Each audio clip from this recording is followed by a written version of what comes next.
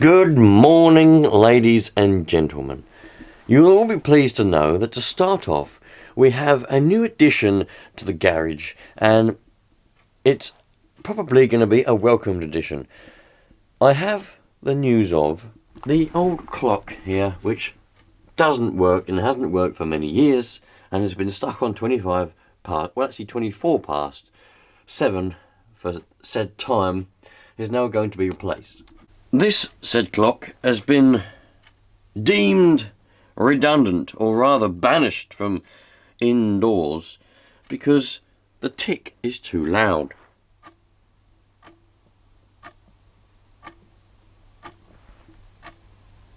Yes. Tesco branded, date code, whatever. The short story basically is this clock has been in the kitchen indoors for around, I don't know, let's say 10 years. More than that, more than 10 years. And, well, it's never bothered me. But now we've moved bedrooms, we have given the kiddie winkles our bedroom, and we have moved into their bedroom because our bedroom is bigger. We are now directly down the hall from the kitchen. And that doesn't bother me in the slightest. But my lovely wife doesn't like clocks. So now she can hear this ticking, she can't sleep. So we've had to banish it from indoors, and I'm going to put it up there. It's alright, more or less a direct replacement. Lovely jubbly. Check this out, you lot. This is a Sanwa Gemini 2. I don't know how you pronounce that. But yes, a lovely transmitter. And I've even got the receiver to go with it. It's a lovely bit of equipment. But I've sold it. I've had to sell it because, well, this year I'm really going to make a big old stab at, you know, just buying and selling RC cars. So I managed to invest in one, and it come with this Sanwa radio gear. But the trouble is, it's FM and it's 40 megs. And these days, people don't want that. They want 2.4 gigahertz. You've got to mess around with crystals and all that kind of stuff. So I've decided what I did, and luckily enough, it worked out all right. Managed to sell this and bought, you know, a replacement 2.4 gigahertz one that was the same money. So we're off to a good start so far, you lot. We're off to a good start. Anyway, I'll just package it up and get it sent off. And with any luck, the new radio gear for the car that I've bought to sell on should arrive today. So should about fit that and get that up for sale. But yeah, this is a lovely transmitter. I really wish I could have kept it. There should be a date on the back here somewhere to say, like, oh, this is a bit of, I don't know if that's something to do with the date or not, but or maybe that's something to do with the date. Perhaps it's 2004, or maybe it's 1999. I don't know, but apparently there should be a date somewhere on the back here. But it's in lovely condition as well. I know it is possible to convert these to 2.4 gigahertz, but number one, I don't know how to do it. Probably could find out from looking on the internet. And number two, can I really be bothered? And the answer to that is probably no. But I do like the feel of it. It's very, very good quality, you know. Really wish I could have kept it, but it just ain't an option there, dudes. Can't go keeping everything, because then I'll have loads of stuff and no money. And everybody needs money. Am I the only one? I can't be the only one. That on the bench, you just accumulate stuff and you don't even know, well, you know where it's from, obviously, but you think, why is it even here still? Like, for example, look, I've got just a random soldering iron with a flat tip on the end of it, which is twisted up. I don't know why. I probably tried to use it as a screwdriver in the past. Why is that on the bench? That's a note from a subscriber on a recent bit of fan mail that I got, so I'll put that. Every note I get from any subscribers for any reason, it goes in a folder for memories. So when I'm like 60 years old, I can go, oh, that was when I was a YouTuber and I got a parcel, and yeah, you know. Anyway, so Temperature gun, yeah, that's handy. But why is it on the bench? Why didn't I put it away, you know? I was using that to test the temperature of the freezer, because I'm pretty sure it keeps defrosting. Anyway, a glow starter plug, yeah, that's you know, and a cable tie. Why is that not in the cable tie box? Some Velcro. Why is that not in the Velcro box? But why have I've got a battery here, goes in them electric toys. Well, why have I got a dragon without a head? What's that doing here? It's a candle holder, and at some point the head got snapped off, and I bring it out here to glue the head back on. But now I've lost the head, and I've got a dragon with no head, and it's been sat out here for months. Do you know what I mean? You just think to yourself, why? Why is this here? Why haven't I sorted all this out and done what I was supposed to do with it? Why haven't I glued the head on when I bring it out here and then put it back indoors? I don't know, but now this is no good, you see, because I haven't got a head for it. So, what's the point in having a dragon without a head? It just looks stupid, doesn't it? I remember buying that dragon. You know, like when you go to like a seaside, right? You always get at least one shop along the seaside. I've got sticky lips. I had one of those Twister lollipops. Very nice.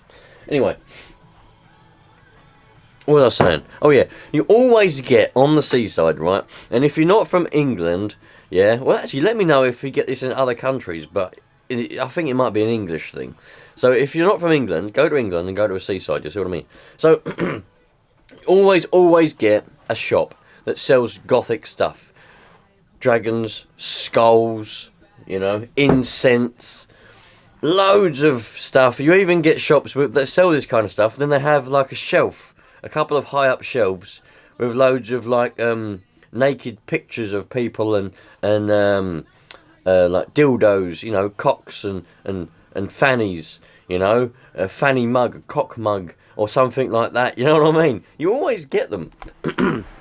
And whenever we go to a different seaside, like if we go on a holiday, we go to the beach, we walk along the seaside, along the seafront, I always make a point of going in one of these gothic shops and buying something.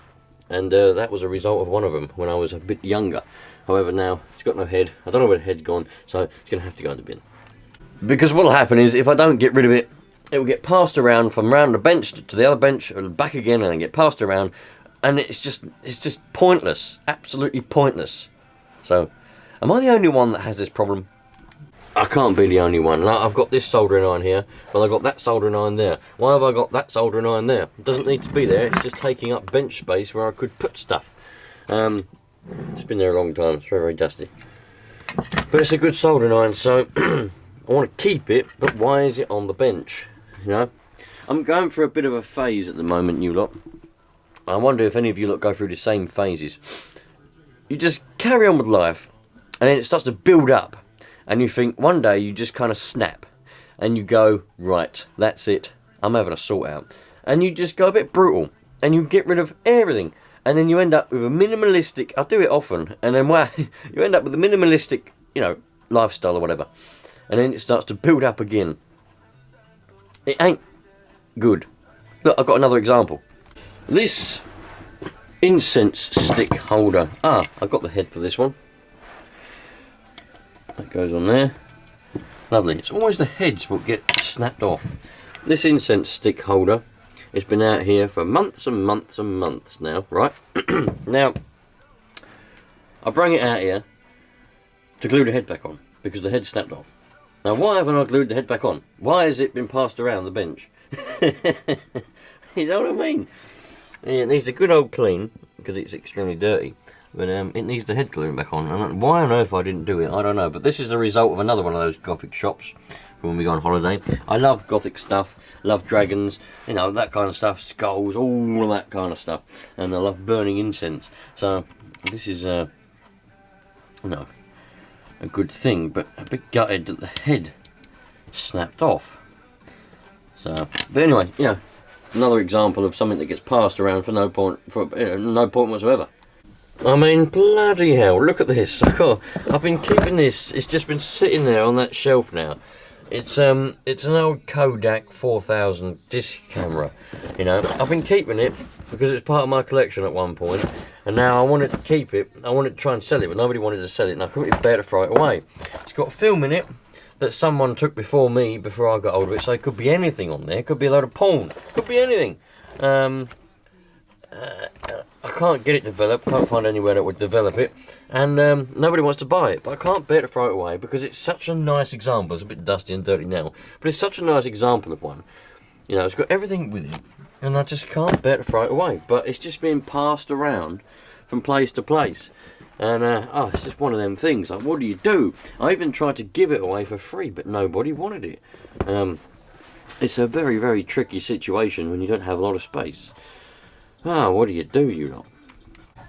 This old Hella fog light's been knocking around in here for ages. I mean, you've all seen this before, but it's been passed around at fog light, £3.50 back in, nobody knows what date that was when this was made.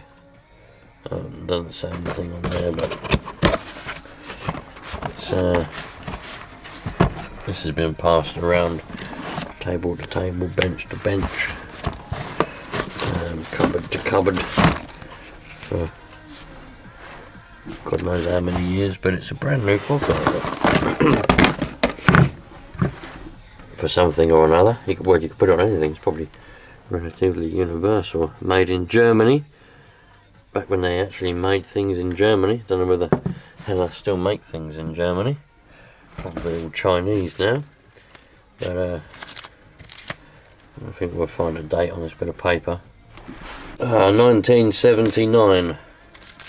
1979. This has been being passed around bench to bench, cupboard to cupboard since 1979, and it's still brand new. Never ever been fitted to any of the cars that we've had over the years. Lovely.